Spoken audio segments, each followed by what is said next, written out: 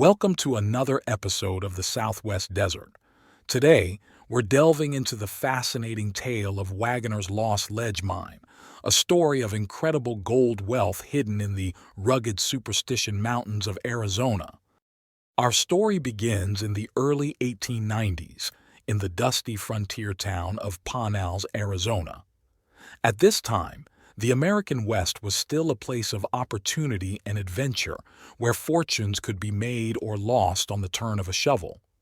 It was in this setting that a man known only as Wagoner arrived seeking not just wealth, but a chance at life itself. Wagoner was what the locals called a lunger, a term used for those suffering from tuberculosis. In those days, before effective medical treatments were available, the dry, sunny climate of Arizona was considered therapeutic for such patients. For Wagoner, the outdoors wasn't just a place of potential riches, it was his lifeline. Thank you for joining your desert frontiersman, Alan. Please leave a like or comment. For further desert adventures, hit the subscribe button. Our primary witness to Wagoner's story is Fred Mullins, the driver of the Pinal Mescal stage. Mullins would often see Wagoner as a passenger, riding out from Pinal into the desert. What made Wagoner stand out was his habit of vanishing for weeks at a time, only to reappear later, flagging down Mullins' stage for a ride back to town. Wagoner's destinations varied. Sometimes, Mullins would drop him off at the western edge of the Superstition Mountains, from where Wagoner would head north to prospect across the Salt River. Other times, he'd venture into the mountains closer to Pinal. Regardless of where he went, Wagoner always returned to Pinal eventually, where he'd gather supplies and seek grub stakes from local miners to fund his next expedition. Not much was known about Wagoner's background.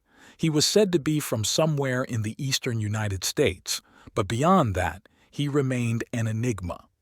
His life seemed to revolve around his outdoor expeditions, always on the move with his blanket roll and a suitcase full of provisions.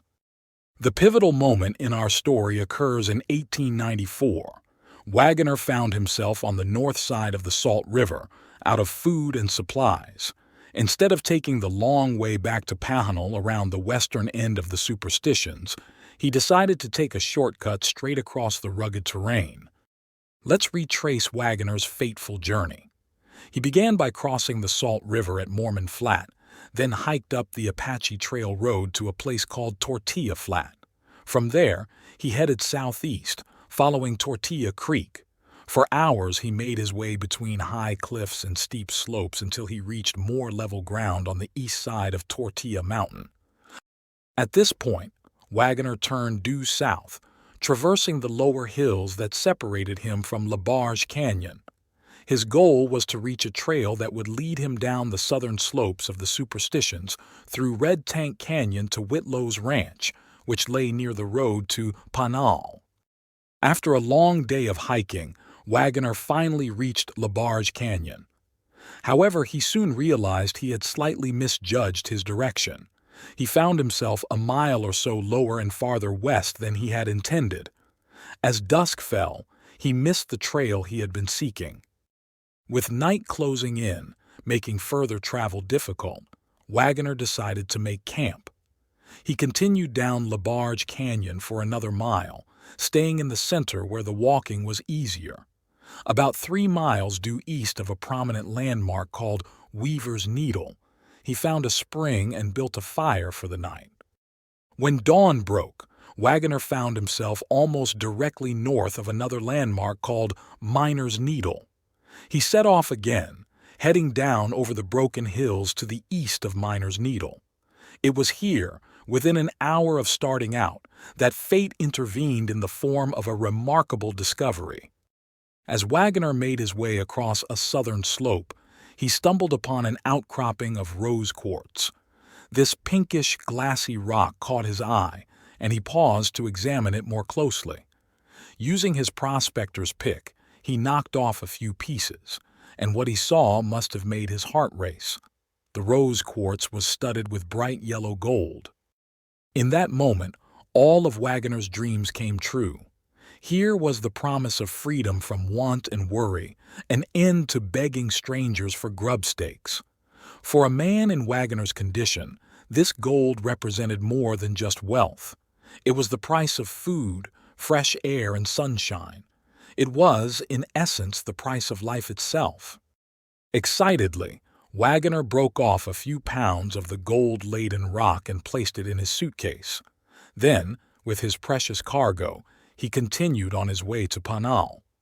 Little did he know that this chance discovery would set in motion a mystery that would endure for decades. From that day forward, Fred Mullins noticed a change in Wagoner's behavior. The prospector now invariably left the stage in the vicinity of Whitlow's ranch and would catch it there again a few days or a week later. But there was more. Wagoner now carried 2 new leather suitcases for his groceries and effects. What struck Mullins as odd was that these suitcases, which he often helped hoist onto the stage's baggage rack, were just as heavy when Wagoner was returning to Panals as when he set out.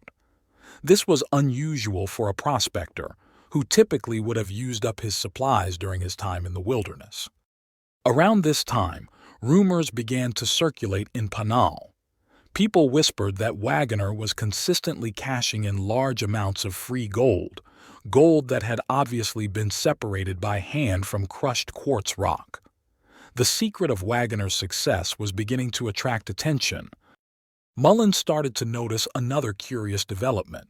Occasionally, there would be an additional passenger who rode out from Panals, only to disembark shortly after Wagoner had left the stage.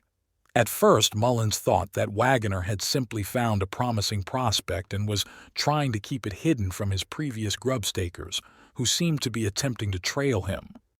One of these extra passengers shared a telling detail with Mullins. Apparently, Wagoner always hiked a short distance up the canyon from Whitlow's ranch, where he would camp under a willow tree. But then, at a moment when he wasn't being watched, he would suddenly vanish towards the Superstition Mountains, the suitcases slung over his shoulders on straps. What made this disappearing act even more mysterious was that Wagoner seemed to leave no tracks. It was as if he had walked on air, leaving his would-be followers baffled and empty-handed. Adding to the intrigue was the fact that Wagoner was clearly overworking himself. He was making repeated trips back and forth to the Superstitions, a punishing schedule for a man in his condition. This fact became evident one day when Wagoner appeared pale and sick, asking Mullins to hoist the bags onto the stage alone. On this occasion, Wagoner made a cryptic remark.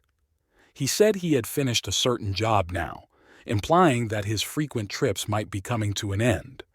Mullins, agreeing that Wagoner should take things easier, nearly strained his own back getting the suitcases on top of the stage. Curiosity finally got the better of Mullins. He asked Wagoner what was in the suitcases that made them so heavy.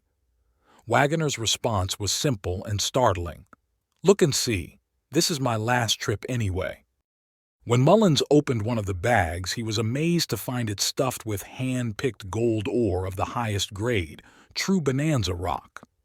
The sight of such wealth must have been staggering. "Looks like you got it made, all right," Mullins said excitedly. But then he reminded Wagoner of the many times he had given him a free lift when he was broke. "How about letting a friend in on the secret?" he asked.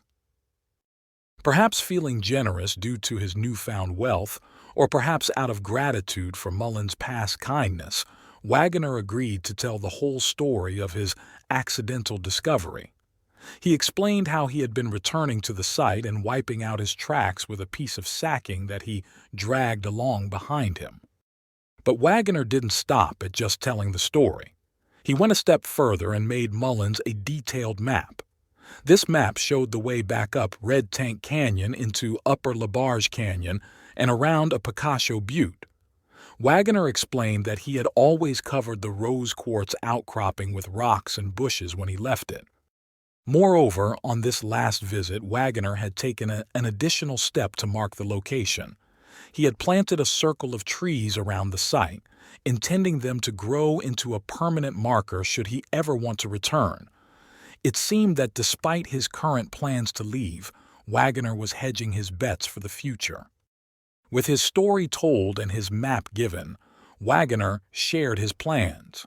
He intended to vanish from Pan All with the fortune he had accumulated and take life easy somewhere else.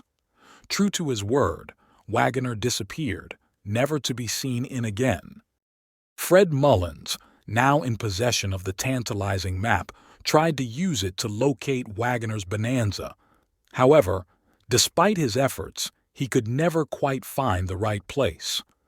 The precise location of the gold-rich rose quartz remained elusive. Many years later, a small piece of corroborating evidence emerged. A resident of Mesa, Arizona, is reported to have found 2 pieces of fabulously rich rose quartz. It's believed that these pieces were likely dropped by Wagoner during one of his trips. However, this discovery, while intriguing, did not lead to the source of the gold. The location of Wagoner's ledge remains a mystery to this day. Wagoner's story reminds us of the harsh realities of life in those times. Here was a man fighting not just for wealth, but for his very survival. The gold he found represented more than riches. It was a lifeline, a chance to continue his battles against his illness and comfort. The mystery of Wagoner's ledge continues to captivate treasure hunters and history enthusiasts alike. Somewhere in the rugged terrain of the Superstition Mountains, possibly surrounded by a circle of trees now grown tall, a vein of rose quartz studded with gold may still be waiting to be rediscovered. Is Wagoner's lost ledge merely a legend, a campfire tale spun by an old stage driver? Or is there really a fortune in gold hidden in the hills, waiting for someone to solve the riddle of Wagoner's map? The Superstition Mountains keep their secrets well, and for now, the truth remains hidden, much like the gold itself. Thank you for joining me on this journey into the legend of Wagoner's lost ledge. Until next time, keep exploring, keep wondering, and who knows? Maybe you'll be the one to solve the mystery of the gold-studded rose quartz hidden in the Superstition Mountains. Please leave a like or comment. For further desert romps, hit the subscribe button. Happy trails!